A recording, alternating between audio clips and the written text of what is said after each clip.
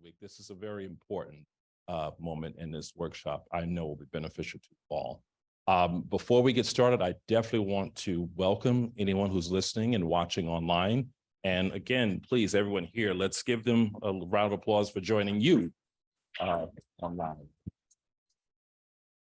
I am Chris Thompson, Vice President of Network Operations for the Black Information Network, which is based here in Atlanta. We serve 39 markets with our 24/7 news format. Our digital footprint is binnews.com. I hope all of you will take a moment to go there, listen, give us your feedback, enjoy the news we put together. We're in the podcasting space. We're also on social media at Black InfoNet. So again, please take a moment and check us out. We'd love to hear your opinion on the news that we covered. Atlanta's special because not only is the Black Information Network here, we also have a top 40 station in this building. We have not one, but two Hispanic stations in this building. We also have an urban contemporary station in this building, #1 country station in this building, as well as our entire podcast division for Iheart. So all of the podcasts you hear, all of the famous celebrities that are associated with the brand, it's Iheart. The team that puts that together works just down the hall. So if anybody wants a tour, I'll send somebody with you, but I'm going to be a little busy today, but it's an exciting place.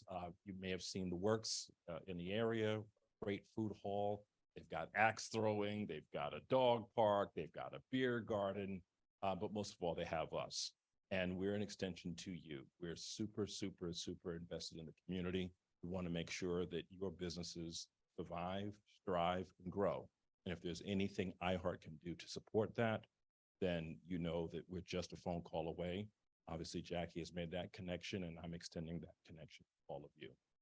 Please keep that in mind. With that being said, I'm going to get out the way, but before I go, I want to introduce Monica McInerney. She is the Senior Director of Financial Services Programs for WBENC, and she's going to introduce today's guests and speakers. So again, thank you for your time and welcome to Iheart Atlanta. Thank you, Chris. So I really appreciate everything that you're doing. Good afternoon, everyone. Backed by popular demand from the WBENC National Conference this past March, we're thrilled to bring back Boost Your Business with Government Contracts workshop. Many, many thanks to the Iheart Media, the Jackie P. Taylor team, and the City of Atlanta procurement team for bringing to life this combination of a virtual and in-person event. My name is Monica McInerney, and I am a leader of the Women's Business Enterprise National Council, commonly referred to as WBENC. Before I introduce our speakers today, I would like to start off with a couple of administrative announcements. First, for those of you who are joining virtually today, please introduce yourself in the chat and tell us where you are joining from. We encourage you to save any links dropped in the chat today to a separate document for ease of future use. There will be Q&A later in the session, and if you are attending virtually, we ask that you put your question into the Q&A box. The chat moves really fast and we're not able to practically capture your questions from there, so please, any questions you have, put in the Q&A box. In addition, later in this session, there will be polling questions via menti.com that everyone can participate in using their computer or phone. Next, I realized we have some people attending today who are new to WBENC, and I would like to take a moment to share a little bit more about our organization. WBENC is a national nonprofit dedicated to the development and advancement of women-owned businesses. Our network is comprised of over 18,000 certified business enterprises, more than 550 corporate and government members, and 14 regional partner organizations, including the Greater Women's Business Council, GWBC, headquartered right there in Atlanta.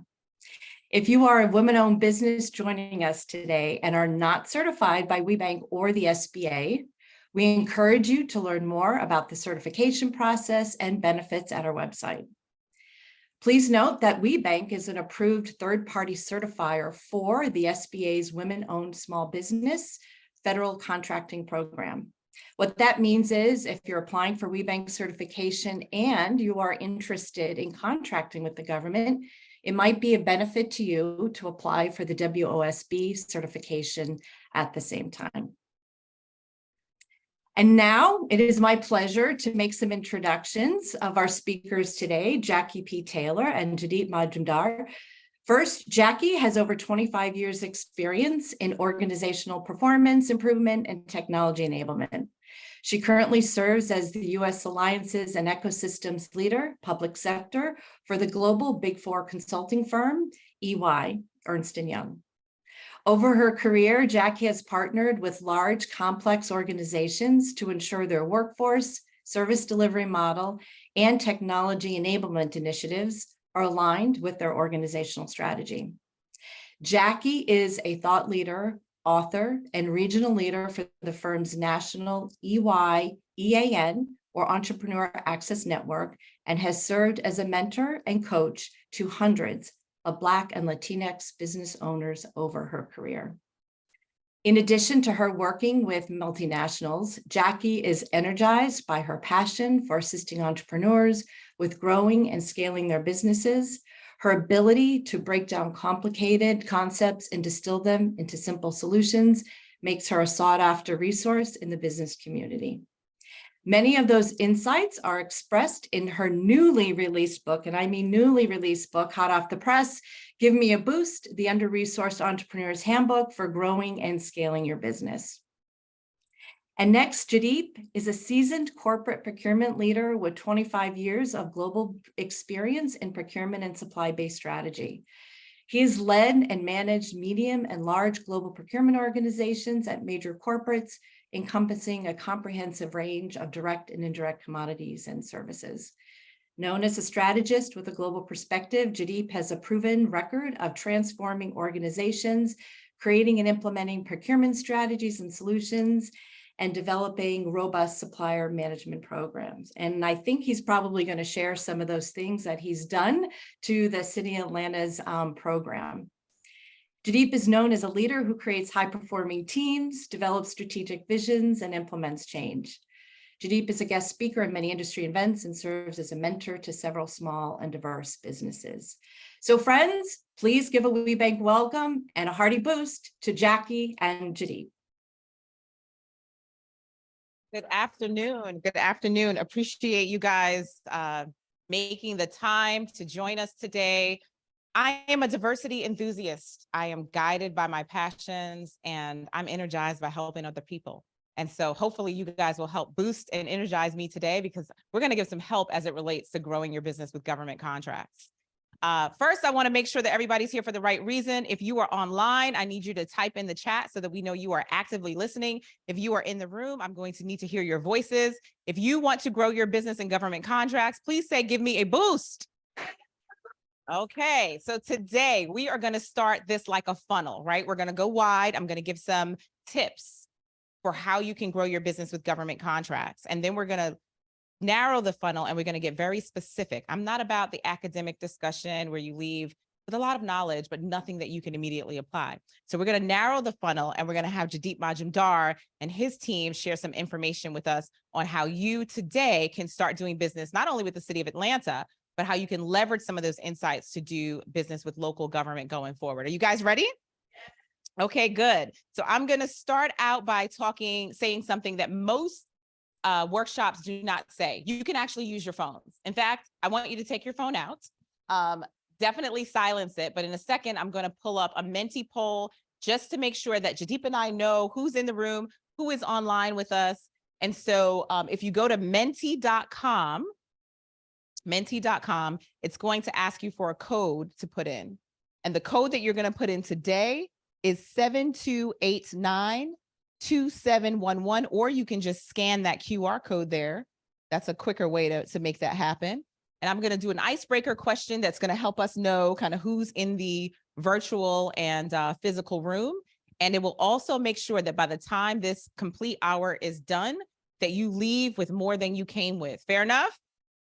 Okay, so first question on Menti is, in one succinct sentence, with the emphasis on succinct, what does your business provide? This is a great example for you to practice your elevator pitch and being able to succinctly tell people what it is you do. So if you guys can, great, clinical therapy, love it. Just like, they say no is a complete sentence. So is clinical therapy. Great. We've got moving services, recycling and sustainable products, operationalizing DEIB through an app. Okay. We've got some technology enablement, business development services and strategies for women entrepreneurs. We need to talk. We need to collaborate. Safe and quality inspection services. We've got 100 or more responses coming in. We have an amazing group of people in the room. So in addition to the opportunity to learn how to enhance your business with government contracts, we're going to try to support some networking with this great cadre of businesses that we have available. So the first thing I'm going to say is to grow your business, you have to do what? Marketing, but you got to increase your revenue. You got to have more money coming in. Now you can lower your expenses, but lowering your expenses is just going to impact your bottom line. If you want to grow, the bottom line is you need to make more money. And so I talk about it in my book, but there are 4 C's to growing and scaling your business. Everybody taking notes? Great. And please feel free to put comments in the chat or put questions and we will make sure that we answer it. But the 4 C's, which we're going to talk about in a second, we're going to leave that mentee up though. The 4 C's, the first C is consumers, your individual consumers. Second C, corporations, right? Larger businesses. Third C is collaborations and alliances, right? Fourth C are contracts by government contracts, right? Before we jump in, what I'm going to do is go to the next mentee question. I want to know the baseline on who we have in the room, what you guys are currently working on. So right now, today, before we even start the session, just curious the different maturity level. Do you see a clear path on how your organization can do business with government right now?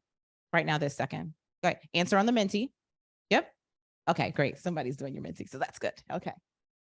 Okay, so we've got yes, 60 people say yes, great. 43 people, thank you for your candor, are saying no. And I appreciate your honesty. Meh, I don't know. I wouldn't say a clear path. See a path. I don't know how clear it is. So hopefully by the end of the session, we're going to move some of those no's and the meh over to the yes by merit of the insights that Jaideep and I are going to provide. Okay. Next slide on the mentee so we can get to know what would you like us to address in the workshop. We're going to do our best to answer the questions that you guys have with government contracts by way of what we're presenting and the answers. But we also want to make sure that, if we need a follow-up or to augment what we're doing, that we're addressing what you guys see as a need. Becoming an approved bidder and the bid process, RFP, RFQ, proposal writing, effective networking. How do you find them, these government contracts of which you speak? How to source and bid, best way to get started. Okay, this is what I wanted it to be. I wanted to make sure you guys were in the right spot. And do we have one more? Let's give it a second for the responses to come in. They're coming in fast and furious.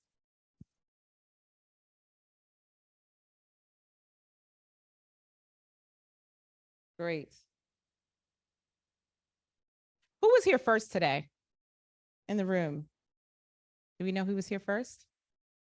Were you? Okay, can we get a t-shirt to her for coming in early, being here on time, ready to get insights? I'm all about the giveaways, so make sure you guys participate. Anybody want to share what's top of mind right now in coming into this session? Anybody on this side want to share?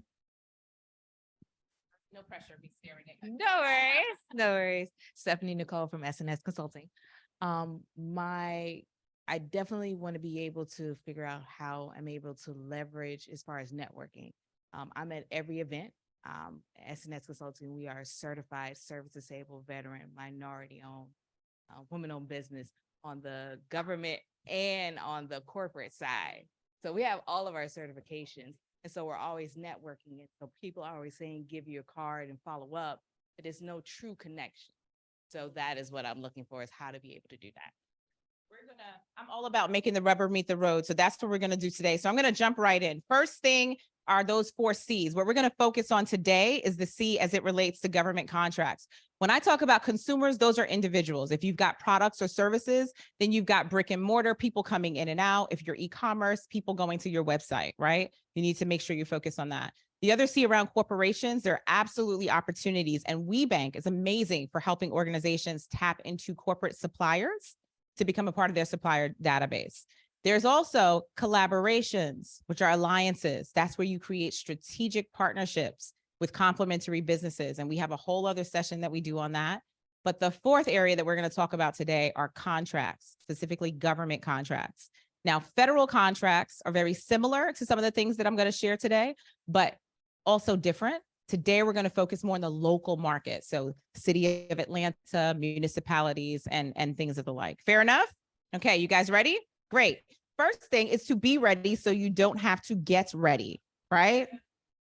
Be ready. So the first thing you're going to do to make sure that you're ready is familiarize yourself with government contracts themselves. So if you're interested in doing business with the City of Atlanta, with the state of Georgia, with other cities, go to their government websites. Take a look at these government websites and look at the departments within that government. Okay, so don't just look at the website, and the homepage, but it will inevitably have a section that tells you what divisions and departments are there. Why is that helpful? Well, that's helpful because those are your potential clients and potential buyers.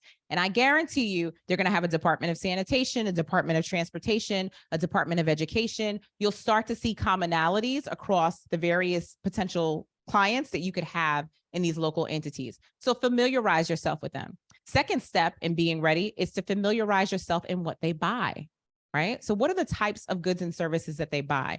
The good thing is that you've got a cheat sheet because Jaideep is going to share with us how the City of Atlanta shares transparency on that information. I will tell you, you're going to be spoiled because the City of Atlanta is leaps and bounds and doing some amazing things as it relates to government contracts and transparency. But at least you'll know what to look for and what the terminology is when you're looking at other jurisdictions, okay? So you want to understand what they buy so that you can tweak your value proposition. The next thing is to decide what your value proposition is to government agencies. Yeah. So how many of you currently have a question as it relates to whether government buys what you have? If you're on the Zoom, please feel free to comment in the chat.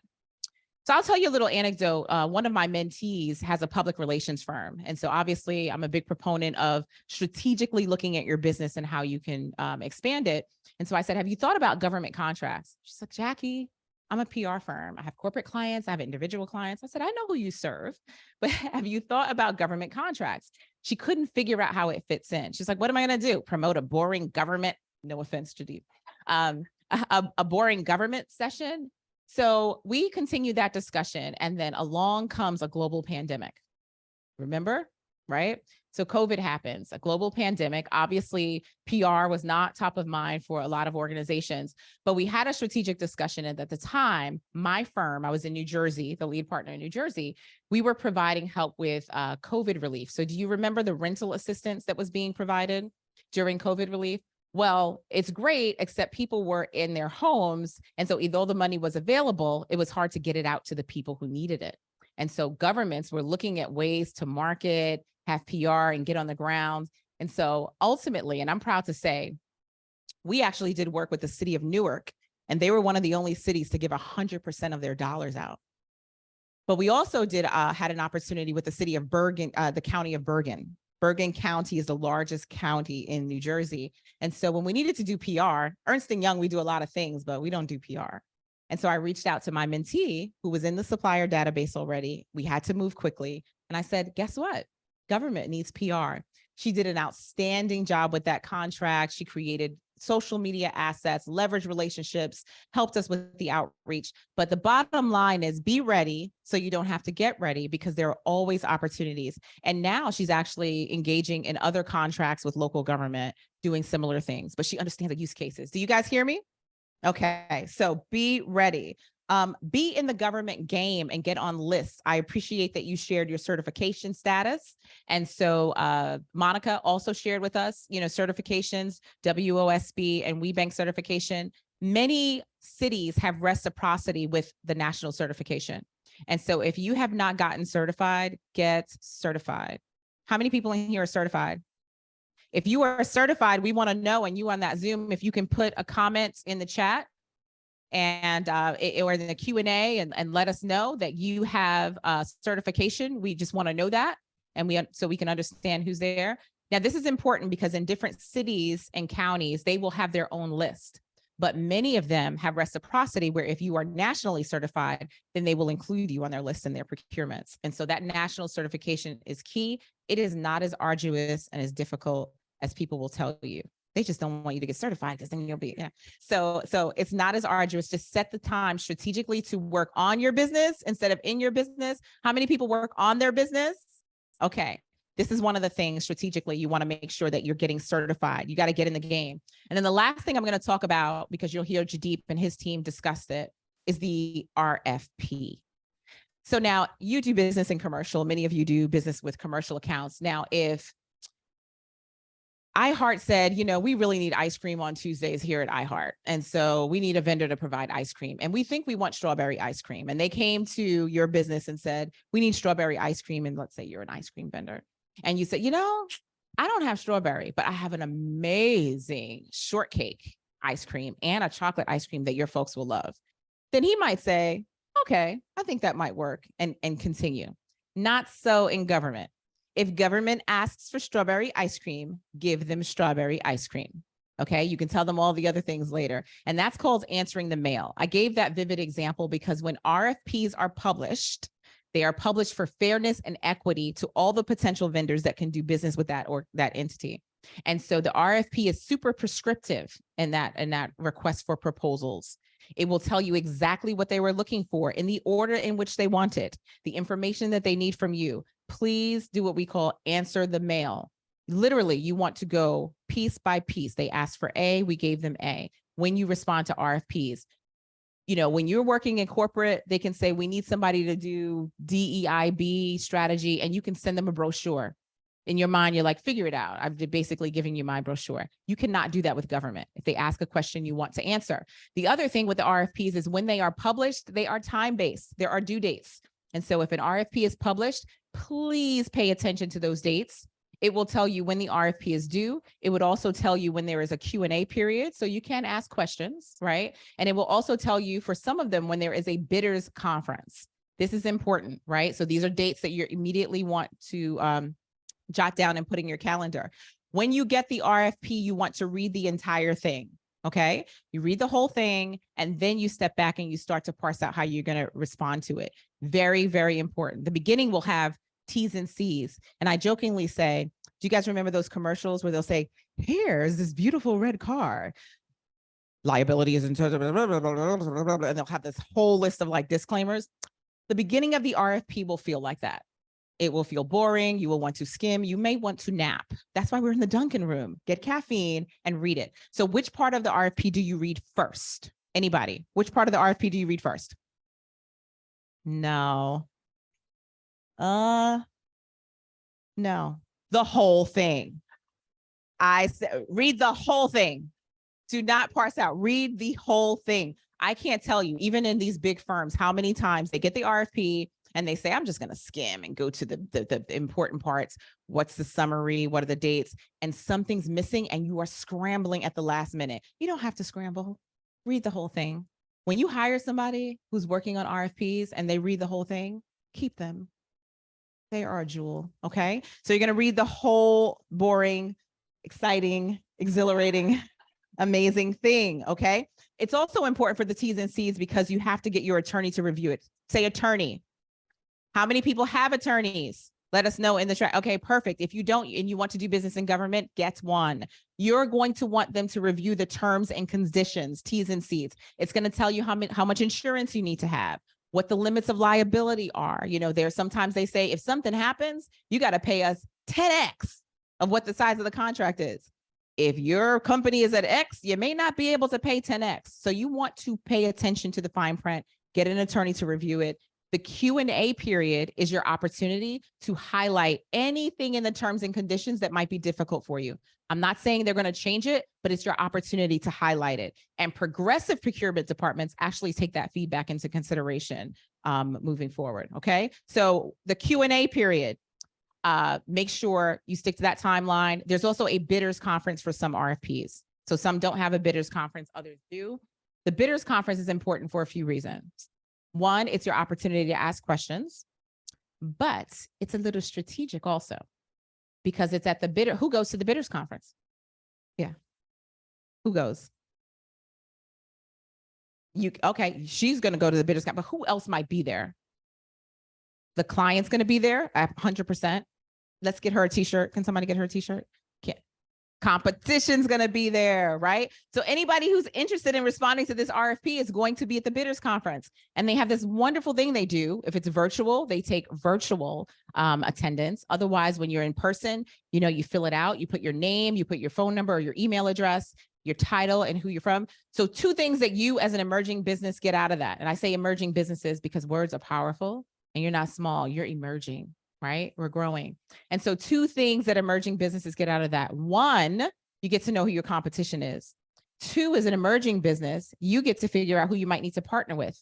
Right? And so sometimes it's a big RFP and you may need to partner. And so you know who to follow up with early on. Hi, I'm Jackie Taylor. I actually provide the exact same thing that you do, just a little bit smaller. And I'd love to compliment your organization's response. Here are the different things on why I could help differentiate you. In addition to that little set aside that is required for many RFPs to have maybe WBEs or SDVOBs, service disabled veteran-owned businesses, apply. So there is an incentive for folks like Ernst & Young, Accenture, Deloitte, LMNOP, all of us letter companies. There is an incentive for us as the prime to work with all of you. Fair enough? You guys got it? So the last thing I'll say, and then I'm going to introduce Jaideep, is you either lose or you learn. You compete for these RFPs, and let's say it does not work to your benefit. What's the first thing you do? Sulk. Get her a shirt. No, she already got a shirt. She's got 2 shirts. No, you're right. You'll sulk a little bit. And then what do? Ask for feedback. So you're going to request, this is public information. You can actually request a copy of the winning RFPs and that information so that you can see what differentiated that particular RFP. It's also your opportunity to go to the winner, introduce yourself, and say, if you're interested in augmenting your team, I'm available, right? So after you realize, oh, fiddlesticks, I didn't make it, it's still your opportunity to partner and build relationships. You either lose or you learn. And now we're going to continue to learn because now that funnel is going to narrow. And we have the honor and privilege. You guys heard his bio, right? Jaideep Majumdar. He has an amazing hybrid skill set between working in government and having worked in corporate. So he's been on both sides of the spectrum, and you all get the benefit of all his expertise. So with that, I'm going to hand over the stage to Jaideep.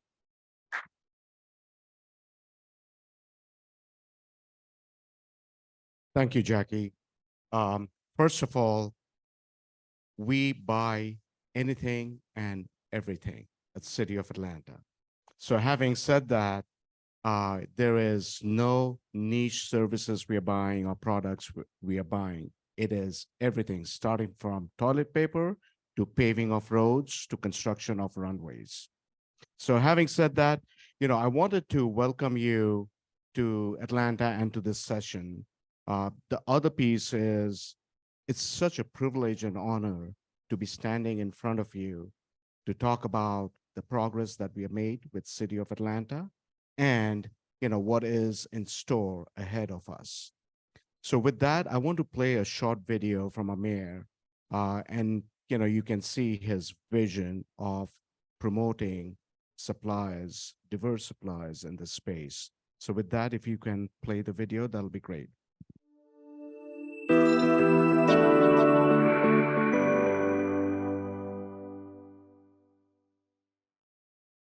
Hello, I'm Mayor Andre Dickens. I'm pleased to welcome you to the first edition of Doing Business with the City of Atlanta. This workshop is presented by the Office of International and Immigrant Affairs, the Atlanta Department of Procurement, Invest Atlanta, and the Big Partnership. My administration firmly believes that inclusion and equity strengthen our communities. This program will offer small business owners interested in doing business with the City of Atlanta the opportunity for direct engagement with city officials. We are working to reinforce Atlanta's economy and workforce by empowering our minority-owned businesses and immigrant entrepreneurs. We are proud to be a welcoming city and want to ensure that all Atlantans share in our city's continued growth and prosperity. Thank you for being here with us today, and I hope we can get the chance to do some work together.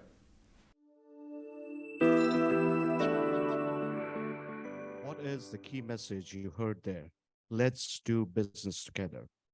In his State of the City address last year, he mentioned Atlanta is a group project, which means that we will work together to make a difference to the community, its residents, and businesses. We will make sure that Atlanta becomes a best place to raise family, to raise a child. So we want to make sure that we are creating a difference in each and everyone's life. Having said that, one of the things that has been a big push from the administration is moving Atlanta forward. If you saw the video, the end is moving Atlanta forward. We are doing a lot of things to move Atlanta forward.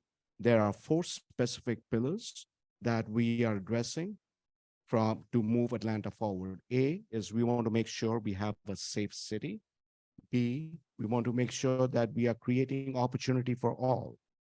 In other words, the reason why you are here is we want to give you that opportunity to become part of the ecosystem for City of Atlanta. We want to make sure we have an ethical and efficient government. It is very critical that we have ethics as a backbone of running an efficient government. And the last but not least is to create a city for the future, which means that we are investing heavily in technology. We are making sure that we are building a city that is futuristic. In other words, everything's going to be digital. And that's why we have Ted now out here from my team to give you some examples of how we are digitizing the procurement. I mean, this in a government space, digitizing procurement is unheard of. It's paper, it's long lead times and everything else. And with that, I also want to talk about some of the progress that we have made in Department of Procurement.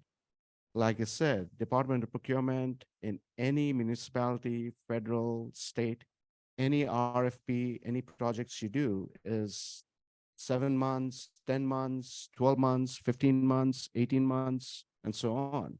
City of Atlanta was no different. Our average cycle time was around 350 days to do a project, and the highest was around 511 days. So today, after the transformation that we have done in the last 12 months, today we are less than 130 days. Every project that we do is now being completed within 130 days. And we don't stop there. We will continuously improve to bring that number lower. My goal is to have it somewhere between 90 to 120 days. And my team knows that. We're striving very hard. We are digitizing procurement to get to that number. The other piece is people don't realize the volume of work that city government, City of Atlanta deals with. Our fiscal year ended on June 30th. So it starts from July 1 to June 30th. So in the last 12 months, we have done 300 sourcing projects, another 180 plus sourcing events. So a total of almost 500 sourcing activities that we did. And the contractual value of those was $23.1 billion. Not million, billion. $23.1 billion went through 500 plus around 500 sourcing events. Not only that, the procurement team processed more than 18,500 POs in 12 months. Now that is more than 10 POs per day. And the spend was $2.2 billion. So if you add 23.1 plus 2.2, you're looking at $25 billion of projects that we pushed through to move Atlanta forward.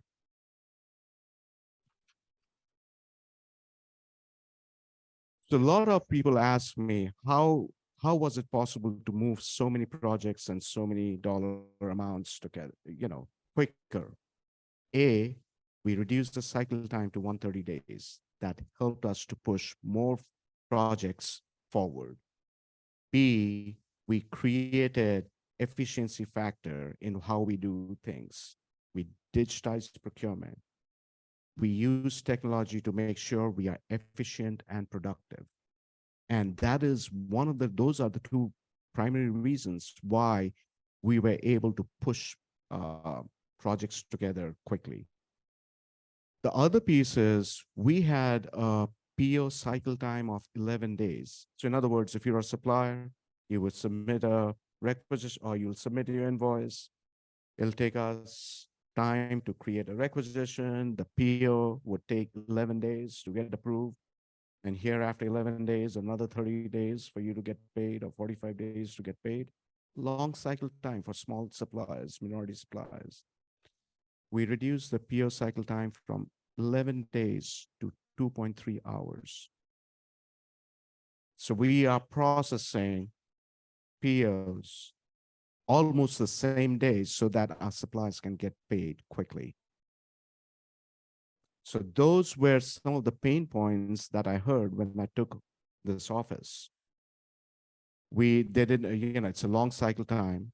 Suppliers tune out after 4 or 5 months. They're like, nothing's happening here. B, the payment cycle time, the transparencies, the transparency, being fair, competitive, none of those were there. So when I took office, I instituted 4 goals. A, we wanted to make sure that we break down the barriers for suppliers to do business with the city of Atlanta. We don't have to be so rigorous and rigid on all the requirements. We can work with the suppliers to change things. We want to make sure we are fair, transparent, equitable, and inclusive in the way we do RFPs, competitive bids. We want to make sure that we run any procurement with the highest ethical standards. And last but not least, something which Jackie mentioned earlier, it's a passion for me, it's passion for Department of Procurement, is to promote woman-owned, minority, small, and diverse businesses, not only within the city of Atlanta, but across our entire supply base.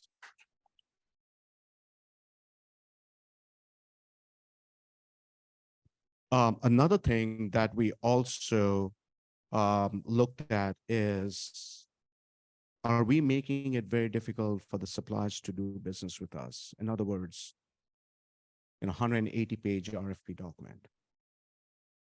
Like Jackie said, read everything.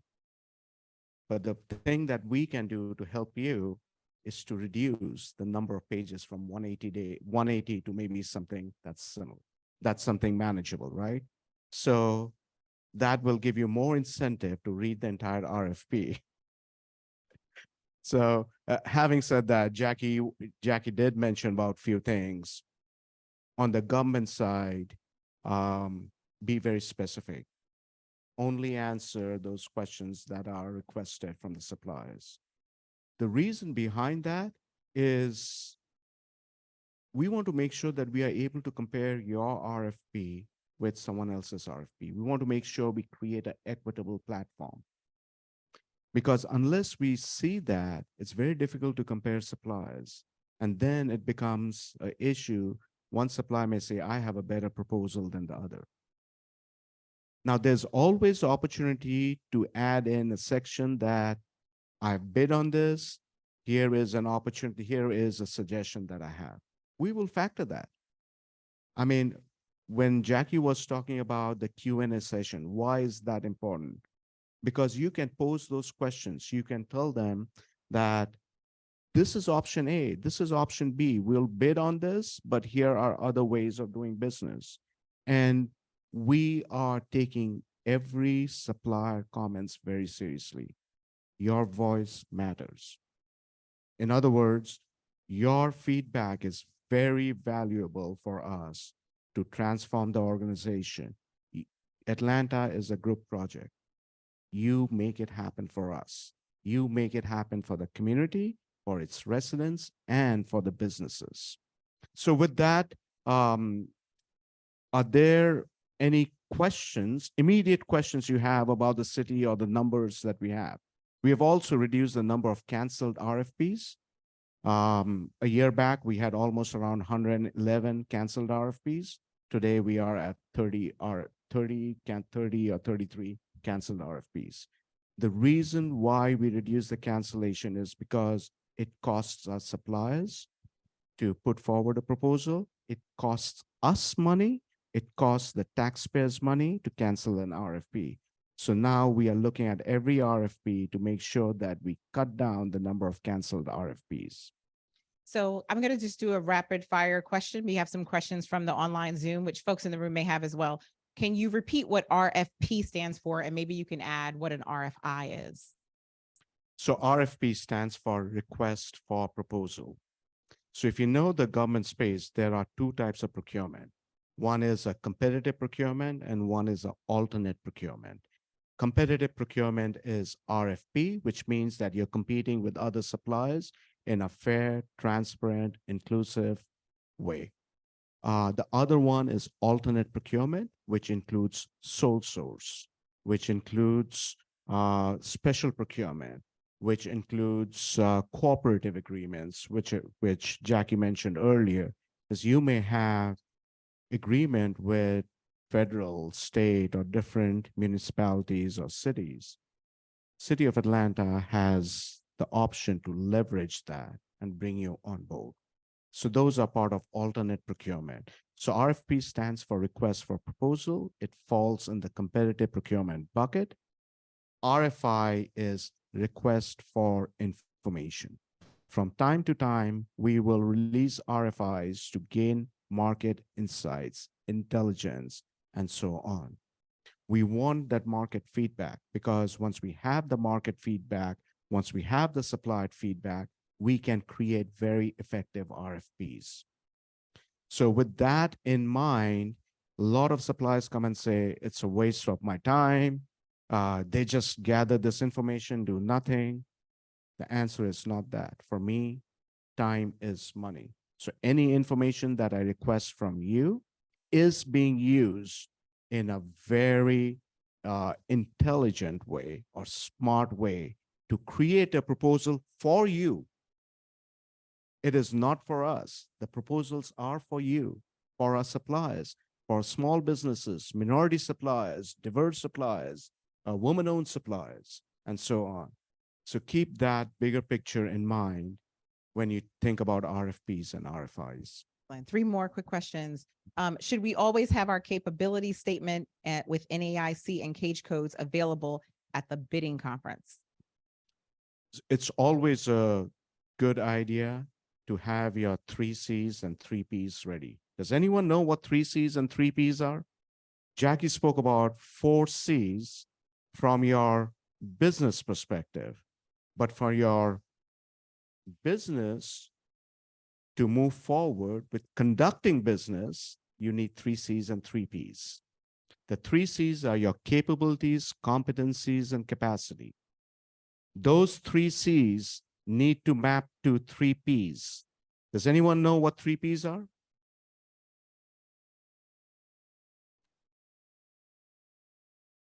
Part of it, yes, it's people, process, and product. So your capabilities, your competencies, and capacity as an enterprise should map to people, process, product. The product then equates to technology. That will help you move forward. A lot of businesses are not able to get traction because they're not able to map the 3 C's to 3 P's. The road is not well defined. You may have the greatest 3 C's, capabilities, competencies, and capacity. But if that cannot equate or that cannot translate into people, process, product, it's not making a difference to the end user. Another question, is there a preference? I'm sorry, there was a quick question. I'll just answer quickly. There was a question as to whether corporations also publish RFPs. Yes, you will get RFPs from commercial. They do not have to comply with the same rigorous requirements. So a private entity doesn't have to share, right, others' responses to RFPs. They also don't always have the same rigor around like making sure that you go point for point and have that point system. So yes, but the rules and regulations and rigor around it vary. Do you accept RFPs from suppliers in other states or not locally domiciled? We are open to do business with suppliers all across, as long as they have enough infrastructure to support City of Atlanta. Global, right? Also. Global also. I mean, they should have a good infrastructure to support our business here because it's going to benefit our community and its residents and businesses. But before I expound on that, I want to mention something that was a big issue with City of Atlanta before we transformed it. Suppliers did not know where to go to get information about doing business with City of Atlanta. In other words, they felt lost. They did not know where the information will be there, who to contact, which email to send. So we heard it from suppliers very loud and clear. So we launched a new supplier portal, atlsuppliers.com. It is a HubSpot for all supply related activity. It is a website for doing business with City of Atlanta. It has information about how to get certified, how to register, invest. We have a link to Invest Atlanta. If you need loans, we'll be more than happy to work with you on those. It has information about RFPs, real-time information about completed RFPs, active RFPs, and potential RFPs. So you can browse and see what RFPs are down the pipeline, what are active ones, the closing date, and so on. So it's a wealth of information. That is one-stop shop for suppliers. That is the only website that you have to go to deal with any business with City of Atlanta.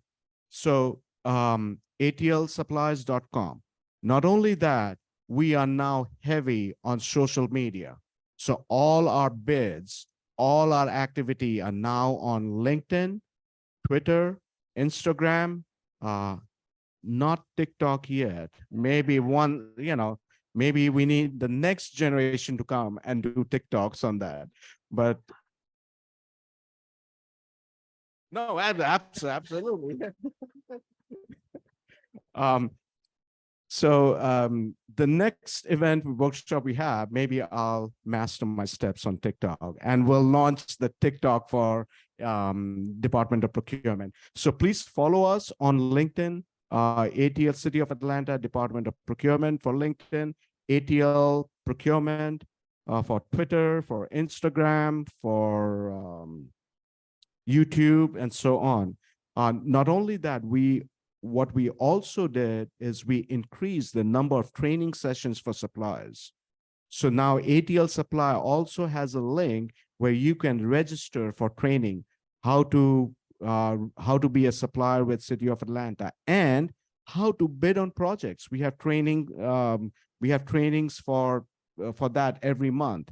So what we did was this year we are going to double that up. So in other words, we will have 2 RFP trainings a month, 2 how to bid on business, 2 RFP trainings, 2 how to do business with City of Atlanta a month. So we are doubling up our capacity to make it more user-friendly for suppliers to do business with us. Yeah, so at this point, I wanted to introduce to Tetna. She is actually working on some of the technology enhancements that we are doing to move Atlanta forward by digitizing procurement and creating an operational excellence factor for how we do business. Tetna, so can you walk them through some of the cool things that we're doing? Yes, definitely. Thank you guys so much for having me. So my name is Tehatna Gabriel-Manuel. I am the Innovation Strategist within the Department of Procurement within Center of Excellence. So a couple projects that we are really looking forward to that are coming down the pipeline in procurement. The first one being a complete modernization and revamp of our ATL Suppliers website. So if you haven't visited it yet, you'll like it now. Trust me, you'll love it pretty soon. It is our one-stop shop, like Jaideep said, for any information that our suppliers will need in order to do business with the city. So please connect with us on that website. Additionally, we will be incorporating an AI chatbot available for our suppliers. It's something that we are very excited about, especially when you need answers, you need them quick. You don't necessarily want to wait on an email reply or wait for someone to answer the phone. Of course, we'll have those as backups as well, but our chatbot will be using generative AI to get those answers on time for you all. The second two things that we're actually introducing to the department is a department-wide digital QR code. So if you haven't scanned it yet, I definitely encourage you to do so. You will be able to connect with all of us on social media. All our social media sites will take you there. And of course, as Jaideep said, it's the perfect way to keep up to date with what all the happenings are within the Department of Procurement. And you will also be able to save the contact to your phone. We do have a supplier website where you can connect with us. Our email address is listed on there, our address, all of the things that you'll need in order to stay in contact with us. And then finally, we will be introducing tap functioning digital business cards. So when Jaideep and other senior leadership are at events like this, we can connect you as seamlessly as possible. So we're definitely trying to do as much as we can to get you connected, get the answers that you need, and help you work with the city. Thank you. Great, thank you. All this is done so that we can connect, build, and foster relationships with the supplier. So when Tetna was talking about AI, there are two aspects that we are working on very closely, and we will be one of the first government entities to roll that out. We are working on AI and ML, machine learning, in how we procure things, and we're also exploring the RPA aspect of it. There are so many functions that are repetitive in nature, and RPA is a perfect way to add that. So we are exploring ChatGPT, OpenAI. There are so many functions, and we want to make sure that we are digitizing our efforts along with the marketplace to turn things around for City of Atlanta. Amazing work. That's what happens when you have a tech mayor and a guru. So the next session, we may be avatars. We may not even be in the room. We may just be. So in our last 5 minutes, I want to make sure that you leave with more than you've come with. I also want to make sure that we address some of the Zoom questions. Someone said, I'm old school and feel it's important to be able to get in front of someone face to face to establish a relationship, as this is how we've built our business. Would this be helpful for us to stand out in the government procurement process? So during the RFP, there is a blackout period. So you are not to communicate with anyone in government as it relates to that. But that's why I said to get ready, so you don't stay ready, so you don't have to get ready. There is an opportunity for you to go online, see who your potential buyers are, and ask for a conversation. You can reach out to procurement leaders and ask for a conversation that is a general conversation around your capabilities, and that'll help you build the relationship without being out of compliance.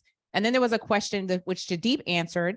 Is there a step-by-step guide in the correct order of things, which departments to contact first, et cetera? The amazing thing, and why I love doing this session with Jaideep, with the City of Atlanta, is that you can leverage the trainings that the City of Atlanta offers. And although it is specific to Atlanta, for those of you who are located in different geographies, those still apply. These are really best practices. And so the insights that you learn around how the City of Atlanta is doing business will apply to how you interact with other municipalities. You may not have ChatGPT and a dancing procurement officer, but you will be able to get value from that. Can we pull up the Menti? I just want to make sure that we go full circle. If you guys can pull out your phones. Okay. When you receive an RFP, what part must you read? All of it. Exactly. And now Jaideep in Atlanta is making them a lot shorter. So even better. Next question. We're going to go full speed. Where do you go to become a vendor for the City of Atlanta? You guys want to call it out? atlsuppliers.com. atlsuppliers.com. You got it right. Perfect. And based on what you've learned today, what government agencies could you potentially do business with?